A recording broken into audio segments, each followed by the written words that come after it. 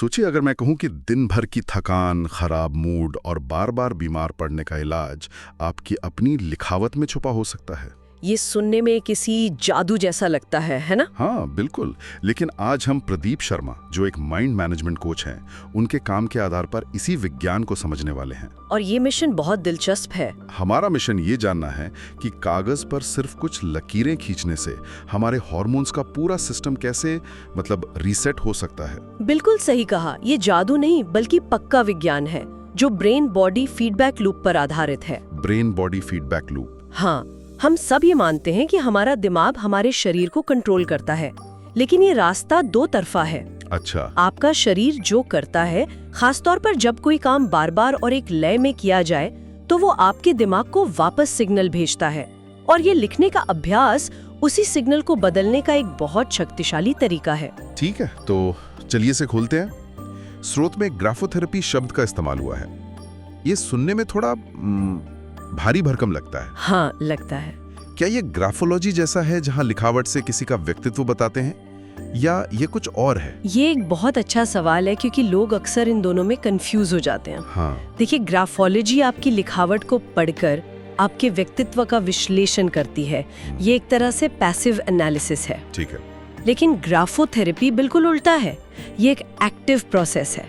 इसमें हम जानबूझकर अपनी लिखावट को बदलते हैं ताकि हम अपने दिमाग की वायरिंग और आदतों को बदल सकें। मतलब? ये इस विचार पर काम करता है कि अगर लिखावट दिमाग का प्रिंट आउट है, तो प्रिंट आउट को बदलकर आप ओरिजिनल डॉक्यूमेंट यानी दिमाग को भी बदल सकते हैं। वाह, मतलब ये भविष्य बताने जैसा नहीं बल्कि भविष्य बनाने जैसा है। बिल्कुल, आप अपनी आदतों को खुद डिजाइन कर रहे हैं।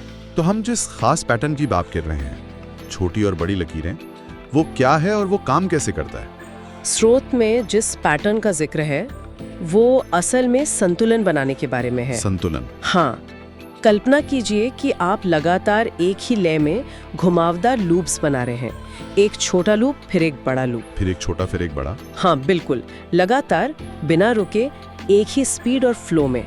यहाँ मकसद सुंदर लिखना नहीं है, बल्कि उस गति में एक लय, एक रिदम पैदा करना है। यही दोहराव और संतुलन ही इस पूरी प्रक्रिया का सीक्रेट सॉस है। ठीक है, तो ये लय और रिदम ही असली खेल है। स्रोत में फ्लो स्टेट और रिदमिक एंट्रेनमेंट जैसे कुछ शब्द हैं। फ्लो स्टेट तो मैंने सुना है जब कोई किसी काम में पूरी तरह डूब जाता है। सही। लेकिन ये रिदमिक एंट्रेनमेंट क्या भला है? क्या इसका मतलब ये है कि मेरा हाथ एक खास लय में चल रहा है और मेरा दिमाग और शरीर उस लय को कॉपी करने लगते हैं? क्या मैं इसे सही समझ रहा हूँ? आपने इसे बिल्कुल सही पकड़ा है। रिदमिक एंट्रेनमेंट का सबसे अच्छा उदाहरण संगीत है। अच्छा। जब आप कोई शांत धीमा गाना सुनते हैं तो आप नोटिस करेंगे कि आपकी सांसें और दिल की धड़कन भी अपने आप धीमी हो जाती हैं। हाँ, होता है। आपका शरीर उस संगीत की लय के साथ सिंक हो जाता है। ठीक यही चीज यहाँ हाथ की गति के साथ होती है। जब आप कागज पर एक स्थिर और लयबद्ध गति से लूप्स बनाते हैं, तो ये फिजिकल एक्शन आपके नर्वस सिस्टम को एक बहुत साफ सिग्नल भेजता है कि सब कुछ शांत है, सब कंट्रोल में है। बिल्कुल। और ये सिग्नल हमारे शरीर के अंदर जाके क्या करता है? ये सिग्नल हमारे नर्वस सिस्टम को फाइट या फ्लाइट मोड से बाहर निकालता है। वो तनाव वाला मोड? हाँ, जिसे सिंपैथेटिक स्टेट कहते हैं, जिसमें हमारा शरीर हर वक्त खतरे के लिए तैयार रहता है। ये अभ्यास उसे रेस्ट और डाइजेस्ट मोड में ले जाता है, जिसे पैरासिम्पैथेटिक स्टेट कहते हैं। मतलब रिलैक्स मोड? हाँ, शरीर का रिलैक्स्ड मोड।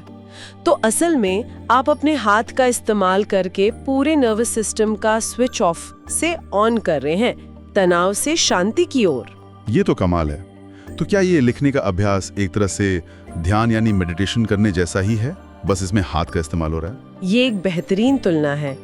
ये कई मायनों में मेडिटेशन जैसा ही है, क्योंकि ये आपको वर्तमान क्षण में लाता है और मानसिक शोर को कम करता है। लेकिन इसमें एक फिजिकल लेयर भी है। हाँ, इसमें एक अतिरिक्त शारीरिक यानी फिजिकल परत है। स्रोत में न्यूरोप्लास्टिसिटी का जिक्र है, जिसका मतलब है दिमाग की खुद को बदलने की क्षमता। अच्छा। इसे ऐसे समझिए जैसे आप जंगल में रोज एक ही रास्ते पर चलते हैं, तो वहाँ एक पगडंडी बन जाती है। तनावपूर्ण विचार भी दिमाग में ऐसी ही पक्की गहरी पगडंडियां बना देते हैं। सही बात है। ये लिखने का अभ्यास उन पुरानी तनाव वाली पगडंडियों को छोड़कर एक नई शांत और चौड़ी राह बनाने जैसा है, आप सिर्फ सोच नहीं रहे हैं, बल्कि शारीरिक रूप से एक शांत पैटर्न बना रहे हैं, जिससे दिमाग के लिए उस नई राह पर चलना आसान हो जाता है। ठीक है, तो हमने अपने नर्वस सिस्टम को शांत कर लिया, एक नई शांत राह बना ली, लेकिन इसका हमारे हार्मोन से क्या लेना देना है? सब कुछ। स्रोत में एक डोमिनो इफेक्ट की बात कही गई है। ये सुनने में बड़ा दिलचस्प लगता है। अगर नर्वस सिस्टम पहला डोमिनो है जो गिरता है, तो उसके ठीक बाद कौन सी ग्रंथियां लाइन में लगी हैं? बहुत बढ़िया सवाल। जैसे ही नर्वस सिस्टम शांत होता है, सबसे पहला और सबसे तेज असर हमारी एड्रीनल ग्रंथियों पर पड़ता है। एड्रीनल? हाँ, ये हमारी किडनियों के ऊपर बैठी छोटी ग्रंथियां हैं जो स्ट्रेस हार्मोन कॉर्टिसोल बनाती हैं। कॉर्टिसोल? जब हम तनाव में होते हैं तो हमारा शरीर कॉर्टिसोल से भर जाता है।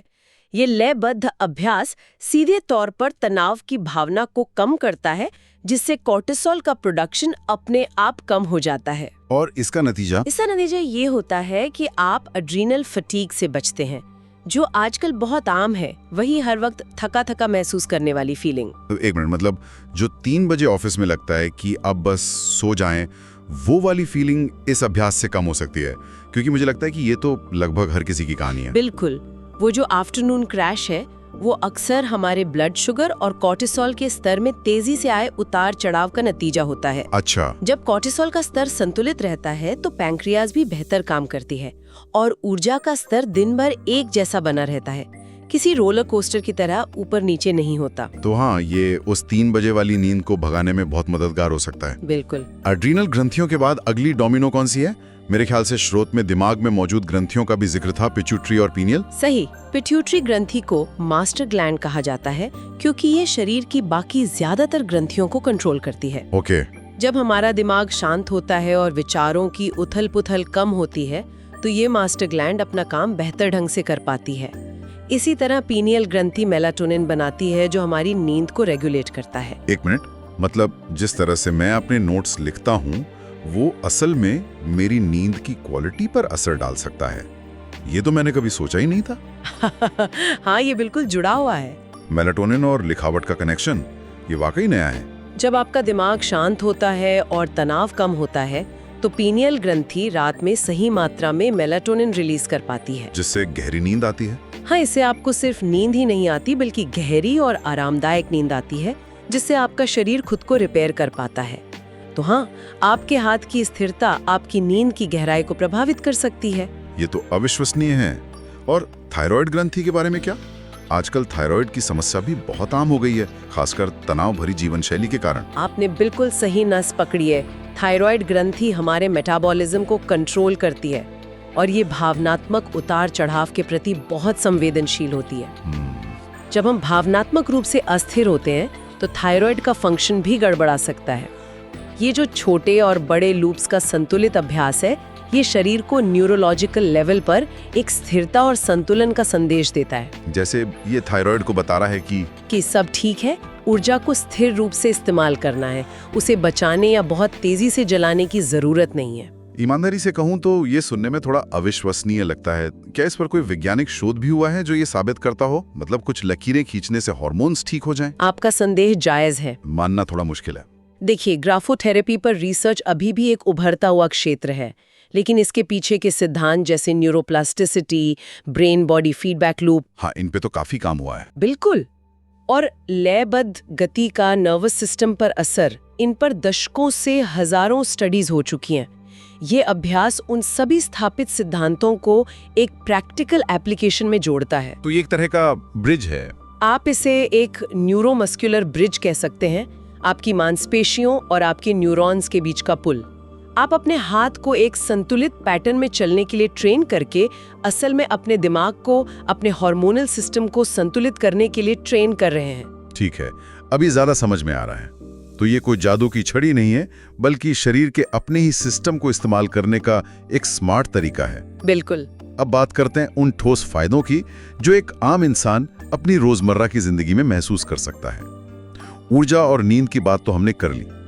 इम्यूनिटी यानी बीमारियों से लड़ने की ताकत के बारे में क्या? इसका सीधा कनेक्शन कॉर्टिसोल से है। फिर से कॉर्टिसोल? हाँ, कॉर्टिसोल को जब स्ट्रेस हार्मोन कहते हैं, तो उसका एक कारण ये भी है कि ज्यादा मात्रा में होने पर ये हमारे इम्यून सिस्टम को दबा देता है। अच्छा। जब इस अभ्यास से कॉर्टिसोल का लेवल नीचे आता है तो हमारी थाइमस ग्रंथि, जो टी सेल्स बनाने के लिए जिम्मेदार है, बेहतर काम कर पाती है।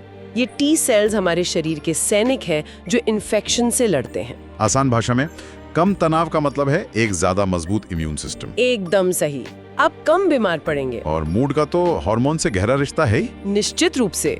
जब हमारा पूरा एंडोक्राइन सिस्टम, मतलब हार्मोन बनाने वाली ग्रंथियों का नेटवर्क, शांत और संतुलित होता है तो सेरोटोनिन और डोपामाइन जैसे फील गुड केमिकल्स का बहाव भी स्थिर होता है, जिससे भावनात्मक स्थिरता बढ़ती है। हाँ, आप छोटी छोटी बातों पर चिढ़ते या परेशान नहीं होते। आपकी मूड में जो अचानक बड़े बड़े स्विंग्स आते हैं वे कम हो जाते हैं। और एक आखिरी फायदा जो स्रोत में बताया गया है वो है बेहतर ब्लड सर्कुलेशन। ये कैसे होता है? जब हम तनाव में होते हैं तो हमारा शरीर फिजिकली भी सिकुड़ जाता है, मांसपेशियां अकड़ जाती हैं, रक्त वाहिकाएं मतलब ब्लड वेसल्स संकरी हो जाती हैं। ये रिलैक्स करने वाला अभ्यास उस शारीरिक तनाव को भी कम करता है। इससे ब्लड वेसल्स खुलती हैं और हमारे दिमाग तक खून और ऑक्सीजन का फ्लो बेहतर होता है, जिसका नतीजा होता है बेहतर फोकस और मेंटल क्लैरिटी। बिल्कुल, सोचने की क्षमता में सुधार होता है। और तो अगर मैं पूरी बात को समेटूं तो ये एक चेन रिएक्शन है। हम हाथ से एक लयबद्ध पैटर्न बनाते हैं। हाँ, ये नर्वस सिस्टम को शांत करता है। शांत नर्वस सिस्टम तनाव हार्मोन कॉर्टिसोल को कम करता है। सही। और कॉर्टिसोल के कम होते ही बाकी सभी ग्रंथियां, पिट्यूटरी, पीनियल, थायराइड अपना काम सही ढंग से करने लगती हैं। एकदम सही ट्रैक पे हैं। और इन सब के सही से काम करने का नतीजा है बेहतर ऊर्जा, अच्छी नींद, मजबूत इम्यूनिटी और एक स्थिर मूड। बिल्कुल, आपने इसे एकदम सही तरीके से समेटा है। ये एक बहुत ही सरल दिखने वाली क्रिया के पीछे का गहरा वैज्ञानिक झरना है। आप अपनी लिखावट के जरिए अपने शरीर की केमिस्ट्री को रीबैलेंस कर रहे हैं। आज की ये चर्चा वाकई आंखें खोलने वाली थी। हमने देखा कि कैसे एक बहुत ही सरल शारीरिक क्रिया जैसे लय में लकीरें खींचना हमारी सेहत पर इतना गहरा और वैज्ञानिक असर डाल सकती है। ये सिर्फ एक लिखने का अभ्यास नहीं है, बल्कि अपने नर्वस सिस्टम और हार्मोन्स को सीधे तौर पर संतुलित करने का एक जरिया है। बिल्कुल। और इससे एक महत्वपूर्ण सवाल उठता है, अगर जानबूझकर सचेत रूप से बनाई गई कुछ संतुलित लकीरें हमारे हार्मोन्स को इतना सकारात्मक रूप से प्रभावित कर सकती हैं, तो हमारी रोजमर्रा की अनजाने में की गई लिखावट, हमारे जल्दबाजी में किए गए हस्ताक्षर, हमारे तनाव में लिखे गए नोट्स, हाँ, उनके टेढ़े मेढ़े और असंतुलित पैटर्न का हमारी लंबी अवधि की सेहत और मानसिक स्थिति पर क्या असर पड़ता होगा, ये सोचने वाली बात है।